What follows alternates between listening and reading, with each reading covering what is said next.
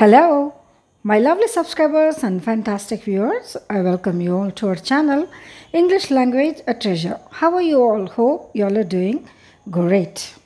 ఈరోజు ఈ వీడియోలో మనము కొన్ని సెంటెన్సెస్ ప్రతిరోజు మాట్లాడుకునే వాటిని ఏ రకంగా ఇంగ్లీష్లోకి ట్రాన్స్లేట్ చేయొచ్చు అనే వాటిని గురించి చూద్దాం.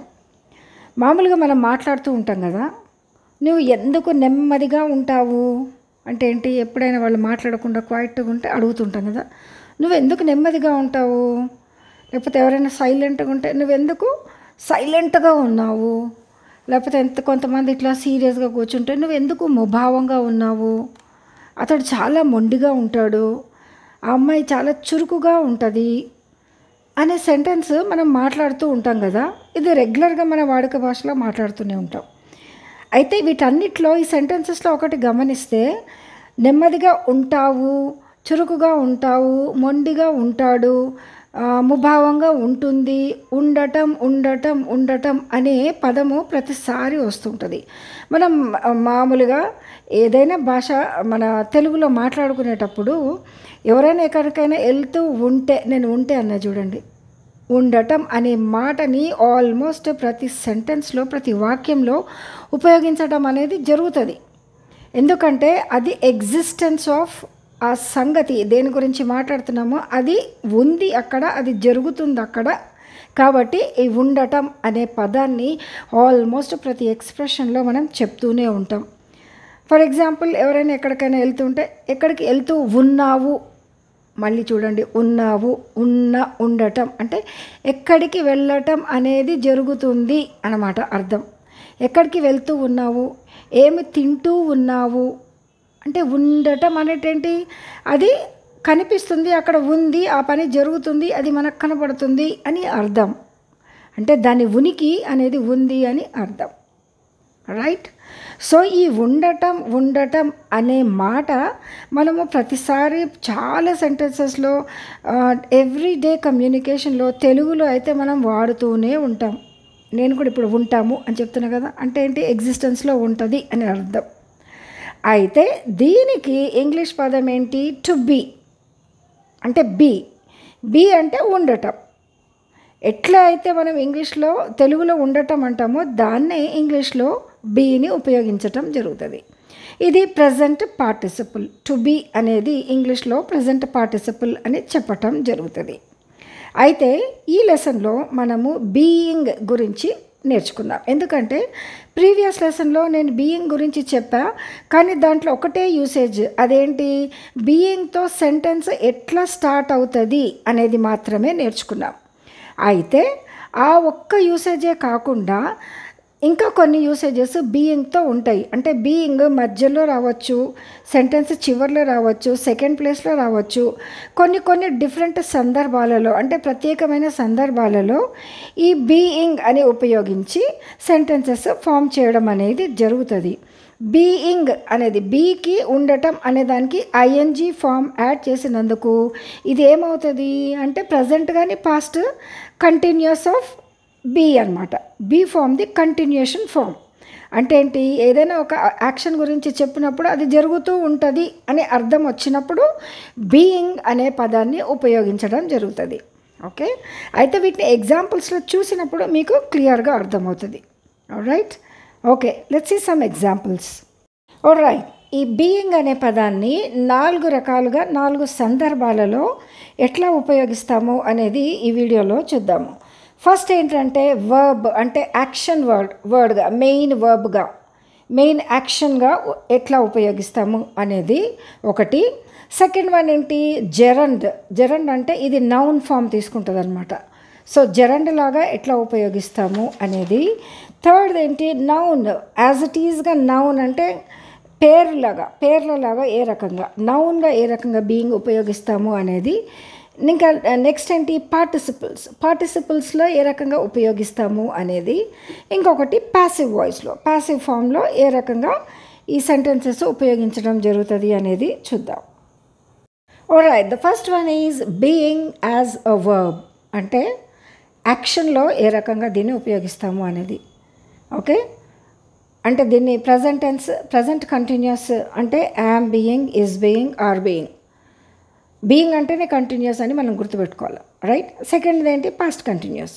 దాంట్లో ఏంటి, was being, were being. So present continuous, past కంటిన్యూస్లో బీయింగ్ అనే పదాన్ని ఉపయోగించడం జరుగుతుంది. సో వీటితోటి కొన్ని సెంటెన్సెస్ చూద్దాం. All right, first usage of being in verb. ఇది మెయిన్ వర్బ్గా పనిచేస్తుంది. అయితే am being, is being, are being అనేవి present continuous. Okay. Was being, were being అనేది పాస్ట్ కంటిన్యూస్, అది మనం ముందే చూసాం. అయితే ఒక రూల్ ఉంటుంది ఇక్కడ. బీయింగ్ అనేది మెయిన్ వర్బ్గా పనిచేసేటప్పుడు ఒక రూల్ ఉంటుంది. ఏంటి అంటే ఆ సెంటెన్స్లో బీయింగ్ అనే పదం వచ్చిన తరువాత అడ్జెక్టివ్ కానీ నౌన్ కానీ రావాలి. Okay. Being is followed by an adjective or a noun. అంటే బీయింగ్ అని వచ్చిన తర్వాత ఏదైనా ఒక అడ్జెక్టివ్ అంటే ఆ పర్సన్ యొక్క క్యారెక్టర్, వాళ్ళ గురించిన విశేషణ కానీ, లేకపోతే ఏదైనా పేరు, యాటిట్యూడ్ పేరు కానీ, ఏదైనా ఫీలింగ్ పేరు కానీ రావచ్చు, నౌన్ రావాలి. అప్పుడు అది మెయిన్ వర్బ్గా పనిచేస్తున్నట్టు, అంటే ఆ సెంటెన్స్లో మెయిన్ వర్బ్గా బీయింగ్ పనిచేస్తుంది. ఎగ్జాంపుల్ చూద్దాం. He is being nice. అతడు చాలా మంచిగా ఉంటాడు. He is being nice. Sentence అంటే he is being nice. Nice అనేది అడ్జెక్టివ్, అంటే ఆయన యొక్క క్వాలిటీ, అతని యొక్క క్వాలిటీ నైస్ అనేది. సో ఇది అడ్జెక్టివ్. దాని ముందేమొచ్చింది, బీయింగ్ వచ్చింది. బీయింగ్కి ముందేముంది, ఈజ్ ఉంది. Is is supporting verb. Being అనేది మెయిన్ వర్బ్ అయింది ఇక్కడ. ఎందుకు, నైస్ అనే అడ్జెక్టివ్ వచ్చింది కాబట్టి, right. He is being nice. తెలుగులో అతడు చాలా మంచిగా ఉంటాడు అంటే ఈ యాక్షన్ ఎప్పుడు ఉంటాడు, ఎప్పుడు ఆ అబ్బాయి చాలా మంచోడు, మంచిగా ఉంటాడు, రైట్. దాన్ని పాస్ట్ టెన్స్లో అయితే హీ వాజ్ బీయింగ్ నైస్ అంటే అప్పుడు ఆ ప్లేస్లో మేము ఉన్నప్పుడు అతను చాలా మంచిగా ఉండేవాడు అంటే అది గతంలో జరిగిన సంగతి చెప్తున్నాం. కానీ గతంలో కంటిన్యూషనే. హీ వాజ్ బీయింగ్ నైస్ అంటే అప్పుడు మంచిగా ఉంటూ ఉండేవాడు, రైట్. అది right. The second one is she is being gentle. She is being gentle. Gentle అంటే సున్నితమైన స్వభావము, సౌమ్యంగా, సాధుత్వంగా ఉండటం. ఓకే. అంటే ఆమె చాలా సున్నితంగా ఉంటుంది, లేకపోతే సౌమ్యంగా ఉంటుంది అనే అర్థం. Okay.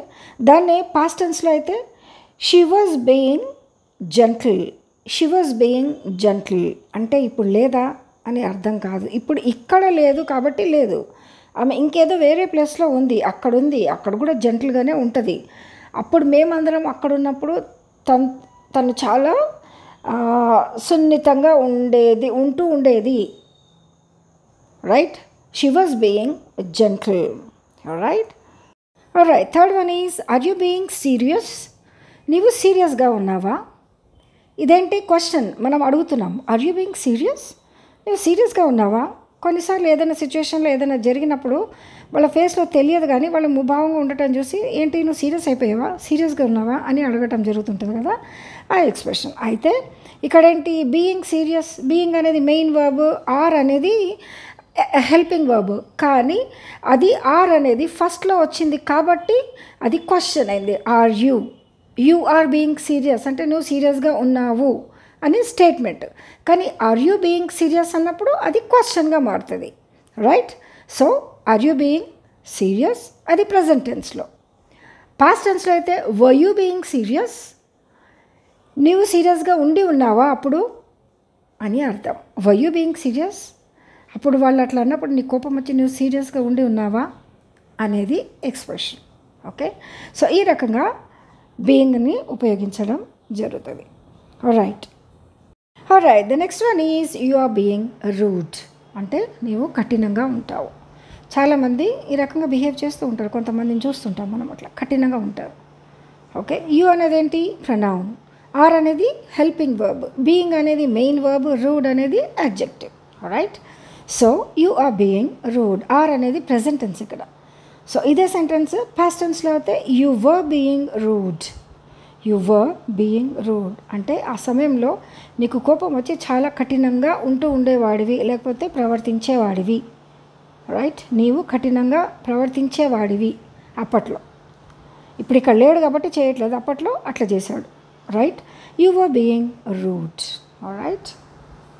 Okay, let's see the second usage as gerund. అంటే బీయింగ్ అనేది వర్బ్గా చూసాం కదా మనము, continuous form of be form. అయితే ఇది ఎప్పుడైతే నౌన్గా మారుతుందో దాన్ని జెరండ్ అని చెప్తాం. అంటే ఏదైనా ఒక వర్బ్ కానీ అడ్జెక్టివ్ కానీ నౌన్గా మారినప్పుడు వాటిని మనము జెరండ్స్ అని అంటాం. ఓకే, సో ఇక్కడ ఫస్ట్ సెంటెన్స్ చూస్తే it is being nice with you. It is being nice with you. నీతో ఉండటం బాగుంటుంది. నీతో ఉండటం అంటే బీయింగ్ నైస్ విత్ యూ అనేది మొత్తంగా తీసుకోవాలి, ఆ 4 పదాలను తీసుకోవాలి. బీయింగ్ నైస్ విత్ యూ అనేది మొత్తం పదంగా తీసుకున్నప్పుడు అదంతా కలిపి ఒక నౌన్ ఫామ్ అన్నమాట. ఓకే, తెలుగులో కూడా మనం ఏమంటాము, బీయింగ్ విత్ యూ అంటే నీతో ఉండటం. నీతో ఉంటున్నాను అనట్లేదు, అప్పుడు అది వర్బ్ అవుతుంది. నీతో ఉండటం అనేది ఒక నౌన్, అంటే ఆ ప్రక్రియ ఏదైతే యాక్షన్ జరుగుతుందో ఆ యాక్షన్కి నేమ్. నీతో ఉండటం అంటే నాకు ఇష్టం, బాగుంటుంది అనేది. సో ఇక్కడ ఆ హోల్ మొత్తంగా ఆ 4 పదాలు బీయింగ్ విత్ యూ అనే అన్ని పదాలను కలిపి దాన్ని నౌన్ కింద మనం కన్సిడర్ చేస్తాము. దాన్ని జెరండ్ అంటాము. వాటిని నేను బ్రాకెట్స్లో ఇన్వర్టెడ్ కామర్స్లో పెట్టాను చూడండి. మొత్తంగా ఆ మొత్తాన్ని నౌన్ అని పిలువబడుతుంది, దాన్ని జెరండ్ అంటాం. Right, okay. Okay, second use ఏంటి, ఎట్లా యూజ్ చేస్తాము అంటే జెరండ్ లాగా. జెరండ్ అంటే ఏంటి, మనకు ఎప్పుడు ఒకటి గుర్తుండాలి, ఏదైనా వర్బ్, యాడ్వర్బ్స్, అడ్జెక్టివ్స్ నౌన్స్గా మారినప్పుడు వాటిని జెరండ్స్ అంటాం.